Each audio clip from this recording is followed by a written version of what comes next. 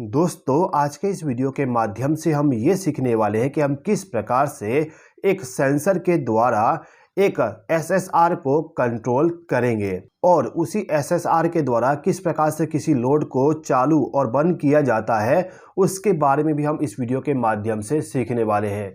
तो चलिए दोस्तों वीडियो को स्टार्ट करते हैं। दोस्तों सबसे पहले आप ये समझ लीजिए कि एसएसआर क्या होता है। देखिए एसएसआर का फुल फॉर्म होता है सॉलिड स्टेट रिले, यानी कि दोस्तों ये एक प्रकार का रिले है। जैसे कि आप लोगों ने इस टाइप का रिले देखे होंगे। इस रिले में हम क्या करते हैं कि कम वोल्टेज अप्लाई करके हैवी वोल्टेज वाले लोड को चालू और बंद करते हैं। इसी प्रकार से जो कॉन्टेक्टर होता है उस कॉन्टेक्टर का इस्तेमाल करके हम हैवी लोड को चालू और बंद करते हैं। सेम इन दोनों के जैसे ही हमारा एसएसआर भी होता है, यानी कि जो हमारा एसएसआर है इस एसएसआर को यदि आप 3 वोल्ट से लेके 32 volt DC power supply input में देते हो, यानी कि इस रिले को ऑन करने के लिए यदि हम input command 32 volt DC power supply तक यदि देते हैं तो हमारा रिले ऑन हो जाएगा। और इसके ऑन होने के बाद इसके आउटपुट टर्मिनल पे जो लोड कनेक्ट होगा वो लोड हमारा ऑन हो जाएगा। इसके आउटपुट टर्मिनल पे हम 24 वोल्ट से लेके 380 वोल्ट एसी पावर सप्लाई पे जो चलने वाली इक्विपमेंट होती है उनको डायरेक्टली कनेक्ट करके उनको ऑपरेट करवा सकते हैं। इसको आप आगे अच्छे तरीके से समझ जाओगे, ठीक है। इसके बाद इस रिले में आप देखोगे तो यहाँ पे आपको एक इंडिकेशन मिलेगा। इसमें आपको नहीं दिख रहा है, दूसरे एसएसआर में देख लीजिए। यहाँ पे आप देख सकते हो एक इंडिकेशन दिया गया है। यह इंडिकेशन लैंप हमारा तब ग्लो होता है जब आप इस रिले को इनपुट पावर सप्लाई दोगे, यानी कि यहाँ पे यदि आप डीसी पावर सप्लाई दे देते हो तो ये इंडिकेशन लैंप ग्लो हो जाएगा।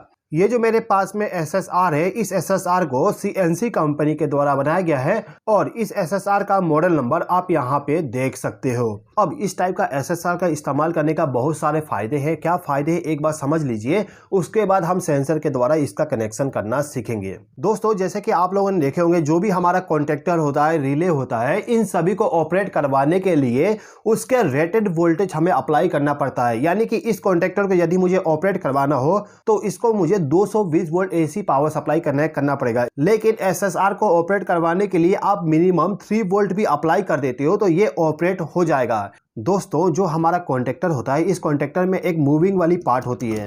इस मूविंग वाले पार्ट के वजह से आप लोगों ने देखे होंगे कभी कभी हमारा कॉन्टैक्ट नहीं बन पाता। यानी कि यदि इस कॉन्टेक्टर के अंदर में डस्ट चला जाए तो उस समय कॉन्टैक्ट हमारा पूरा अच्छे तरीके से नहीं बन पाता। लेकिन एसएसआर में कोई भी मूविंग वाली पार्ट इस्तेमाल नहीं किया जाता। ये एसएसआर पूरा का पूरा सेमीकंडक्टर डिवाइस का इस्तेमाल करके बनाया जाता है।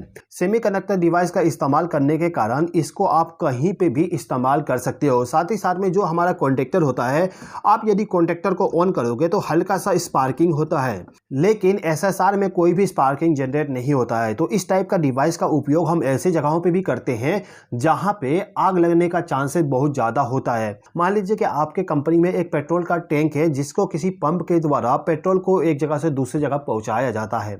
अब वहां पे यदि पेट्रोल है तो उस जगह पे हम स्पार्किंग को जनरेट नहीं करवा सकते। वहां पे बिल्कुल भी स्पार्किंग नहीं होना चाहिए। तो उस जगह पे हम एसएसआर का इस्तेमाल करते हैं क्योंकि एसएसआर के द्वारा कोई भी स्पार्किंग जनरेट नहीं होता, ठीक है दोस्तों। इसके बाद जो एसएसआर होता है ये बहुत ही फास्ट स्विचिंग करता है, यानी कि जैसे ही इसको पावर सप्लाई मिलेगा तुरंत आउटपुट कमांड जनरेट कर देगा। कॉन्टेक्टर में थोड़ा सा टाइम लगता है ऑन होने में, लेकिन एसएसआर में थोड़ा भी टाइम नहीं लगता। जैसे ही इस रिले को इनपुट कमांड मिलेगा तुरंत ही आउटपुट कमांड जनरेट कर देता है। दोस्तों सॉलिड स्टेट रिले का उपयोग करने का केवल एक ही नुकसान ये है कि इस रिले को यदि आप हेवी लोड के साथ कनेक्ट करते हो तो हमारा जो एसएसआर है ये बहुत ज़्यादा हीट होता है और उस हीट को कम करने के लिए आपको इस रिले के साथ में आपको इसके बैक साइड में एक हीट सिंक को कनेक्ट करना पड़ता है। अभी मेरे पास में हीट सिंक नहीं है तो मैं नहीं दिखा सकता आपको, मैं यहाँ पे एक पिक्चर लगा के दिखा देता हूँ।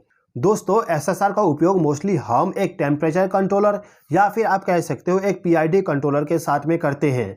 जो हमारा पीआईडी कंट्रोलर है इसके बैक साइड में आपको 2 टर्मिनल मिल जाएगा जिसके द्वारा डायरेक्टली आप एसएसआर को कनेक्ट कर सकते हो। एसएसआर के द्वारा हम हमारे हीटर को या फिर जो भी हमारा लोड होता है उस लोड को चालू और बंद कर सकते हैं, ठीक है दोस्तों। ये जो मेरे पास में एसएसआर है इसका कनेक्शन करना बहुत ही सिंपल है। कैसे करते हैं एक बार समझ लेते हैं। देखिए दोस्तों, इस रिले के द्वारा मैं इस लैंप को चालू और बंद करने वाला हूं।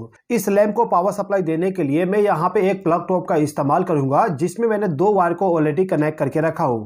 ये जो ब्लू वायर है इसको मैं फेस सप्लाई के जैसे इस्तेमाल करूंगा। तो इस वायर को ले जाके जो मेरा SSR है, इसका जो 1 नंबर का टर्मिनल होता है, इस टर्मिनल के साथ हम इस वायर को कनेक्ट कर देंगे, यानी कि फेस सप्लाई हमारा आके इस पॉइंट पे कनेक्ट हो जाएगा।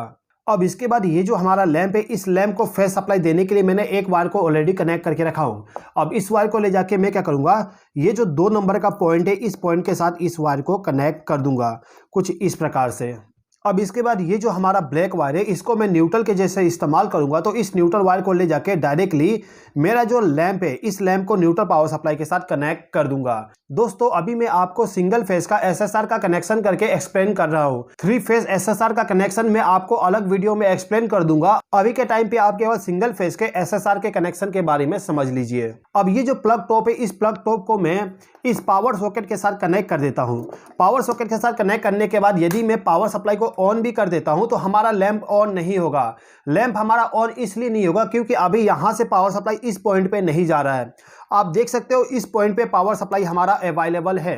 हमारा पावर सप्लाई केवल इस पॉइंट पर है। इस पॉइंट पे जैसे ही पावर सप्लाई आएगा, लैंप हमारा ग्लो हो जाएगा।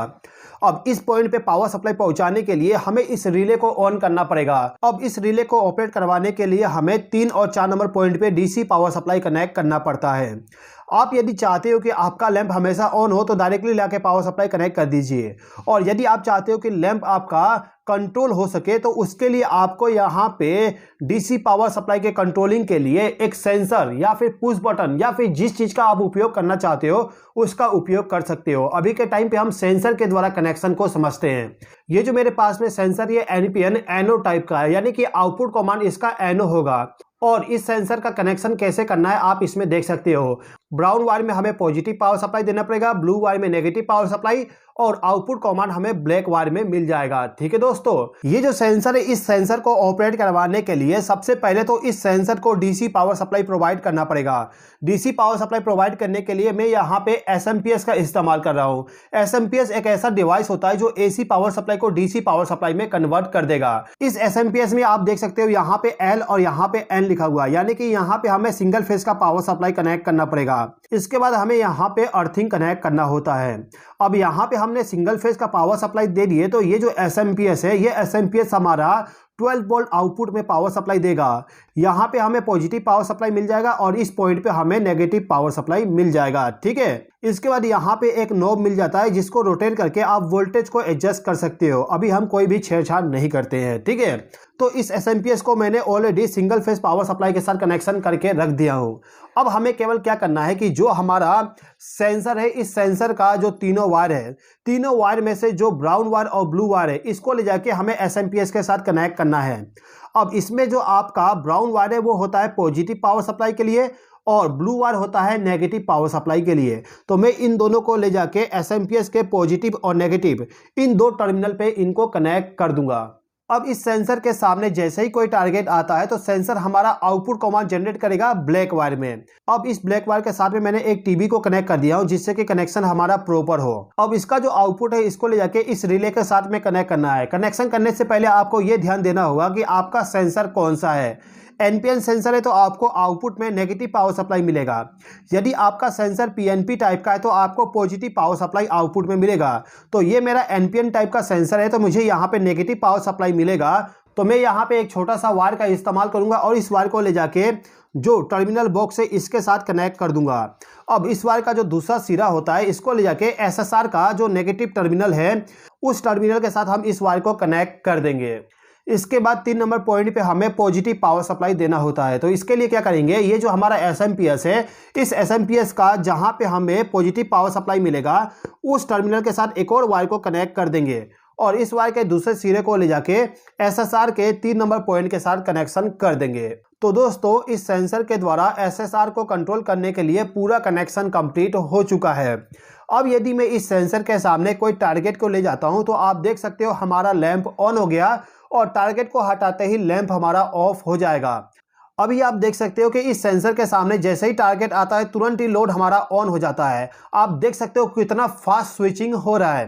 इसके बाद दोस्तों आप ये भी नोटिस कर सकते हो कि जो हमारा SSR है, ये SSR ऑपरेट होने का कोई भी साउंड जनरेट नहीं कर रहा है, यानी कि आपको कॉन्टेक्टर के जैसे खट खट का आवाज नहीं आ रहा है, सिंपली आपका लोड चालू और बंद हो जा रहा है। ठीक है दोस्तों, तो दोस्तों मैं उम्मीद करता हूं कि आपको ये वीडियो पसंद आया होगा। दोस्तों यदि आपको ये वीडियो पसंद आया हो तो प्लीज़ इस वीडियो पे लाइक, शेयर और कमेंट कर दीजिएगा, और यदि आपने अभी तक हमारे चैनल को सब्सक्राइब नहीं किए तो सब्सक्राइब भी कर लीजिएगा। इस वीडियो को देखने के लिए धन्यवाद।